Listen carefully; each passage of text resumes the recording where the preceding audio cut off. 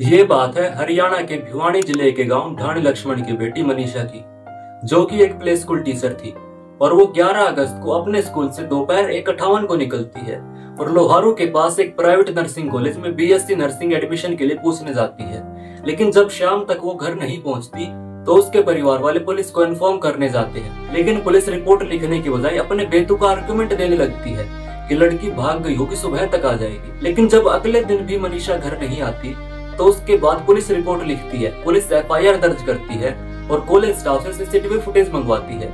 लेकिन इसमें भी डिले किया जाता है, फुटेज 13 अगस्त तक मिलती है और 13 अगस्त को गांव सिंघानी, जो कि ढाणी लक्ष्मण के पास ही पड़ता है, वहां पर मनीषा की डेड बॉडी मिलती है और उसकी सिचुएशन कुछ ऐसी थी। गले पर कटने के निशान थे, चेहरा जला हुआ था, शायद एसिड से। ऐसी सिचुएशन थी, मैं उसको एक्सप्लेन भी नहीं कर सकता। I can't explain that situation. और पुलिस को वहाँ पर एक नोट भी मिला जिसके बिहाफ पर पुलिस कहती है कि ये सुसाइड हो सकता है। और भिवानी सिविल हॉस्पिटल और रोहतक पीजीआईएमएस में जब मनीषा की डेड बॉडी का पोस्टमार्टम किया गया और रिपोर्ट से पता चला कि शरीर में पॉइजन पाया गया है और उन्होंने भी यही कंफर्म किया कि ये सुसाइड हो सकता है। भिवानी के एसपी सुमित कुमार का भी यही स्टेटमेंट आया कि सुसाइड लगता है, इसमें कोई फाउल प्ले नहीं है। लेकिन 20 अगस्त को सीएम नायब सैनी ऐलान करते हैं कि केस को सीबीआई को सौंपा जाएगा और मनीषा की डेड बॉडी का तीसरा पोस्टमार्टम होगा एम्स दिल्ली में। और 20 अगस्त की रात को तीसरा पोस्टमार्टम भी हो चुका है, लेकिन इसकी रिपोर्ट अभी आई नहीं है।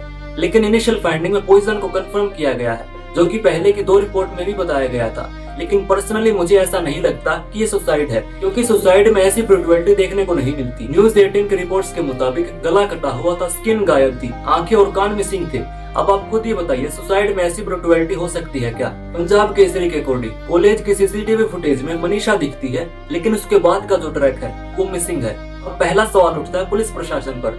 अगर 11 अगस्त को ही पुलिस रिपोर्ट दर्ज करती और उसी दिन कार्रवाई होती तो शायद दोषी को पकड़ा जा सकता था और इवन मनीषा को भी बचाया जा सकता था।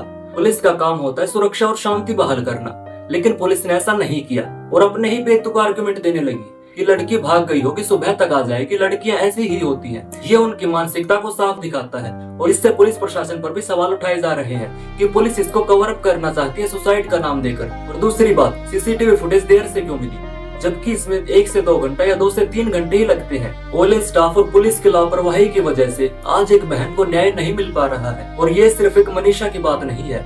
एनसीआरबी के 2022 के डेटा के अकॉर्डिंग पूरे देश भर में लगभग 4.5 लाख से ज्यादा केसेस हैं क्राइम अगेंस्ट वुमेन के, यानी कि महिलाओं के खिलाफ अपराध के। और इसमें भी अगर हम रेप केसेस की बात करें तो वो लगभग 31,600 है, यानी कि पर डे 86 केसेस। ये कैसा देश है हमारा, जिस देश में नवरात्रों के दिन लड़की को देवी मानकर पूजा जाता है और उसी देश में लड़कियों के साथ ऐसी बदसलूकी की जाती है। और 2015 से 20 के बीच में दलित महिलाओं के खिलाफ अपराध 45% तक बढ़ा है। और क्राइम अगेंस्ट वुमेन के मामले में हरियाणा पूरे देश में नंबर 1 है। ये शर्म की बात है हमारे लिए। जिस राज्य से बेटी बचाओ बेटी पढ़ाओ अभियान शुरू किया गया था, वही राज्य आज क्राइम अगेंस्ट वुमेन के मामले में नंबर 1 पर है। Even 16 sitting MP, 135 sitting MLA जिनके ऊपर क्राइम अगेंस्ट वुमेन के चार्जेस हैं, जिसमें सबसे ज्यादा बीजेपी 54 कैंडिडेट, कांग्रेस 23, टीडीपी 17, आम आदमी 13, टीएमसी 10, यानी कि हर पॉलिटिकल पार्टी इससे जुड़ी हुई है। हम इन नेताओं से कैसे उम्मीद कर सकते हैं कि ये हमारी बहनों को न्याय देंगे, ये हमारी बहनों की सुरक्षा करेंगे? अगर देखा जाए तो इसमें हमारी भी कुछ गलती है, क्योंकि जब इलेक्शन का टाइम आता है तो हम कैसे वोट करते हैं? धर्म देखकर, जाति देखकर, या फिर कोई हमें कुछ फ्री में बांट दे तो हम उसी को वोट दे देते हैं। आप खुद ही बताओ, आखिरी बार ऐसा कब हुआ था जब किसी उम्मीदवार ने महिला सुरक्षा, शिक्षा, रोजगार के नाम पर वोट मांगे और वो जीत गया हो? आई डोंट थिंक ऐसा हुआ होगा। इसके सोल्यूशन के लिए हमें खुद ही जागरूक बनना होगा, जनता को जागरूक करना होगा, लोगों की मानसिकता में बदलाव लाना होगा, समाज में जागरूकता को फैलाना होगा, शिक्षा को बढ़ावा देना होगा। अगर जनता ही जागरूक नहीं होगी तो नेताओं को जागरूक करना ये तो आप भूल ही जाइए। और जैसा कि मैंने आपको पहले बताया कि भारत में 2022 के डेटा के according per day 86 rape cases आते हैं। इनमें से कितनों को हाईलाइट मिलती है, कितनों को आउटरीच मिलती है, कितनों को न्याय मिलता है? आई डोंट थिंक किसी को भी मिलता होगा। इसमें से कुछ की खबर तो हम तक पहुंच भी नहीं पाती। अगर कोई खबर आती भी है तो उसको दबा दिया जाता है। हमें इसका परमानेंट सॉल्यूशन चाहिए, क्योंकि हर साल लाखों में क्राइम अगेंस्ट वुमेन केसेस आते हैं। मैं उम्मीद करता हूँ कि इस वीडियो से आप खुद भी जागरूक होंगे और दूसरों को भी जागरूक बनाएंगे।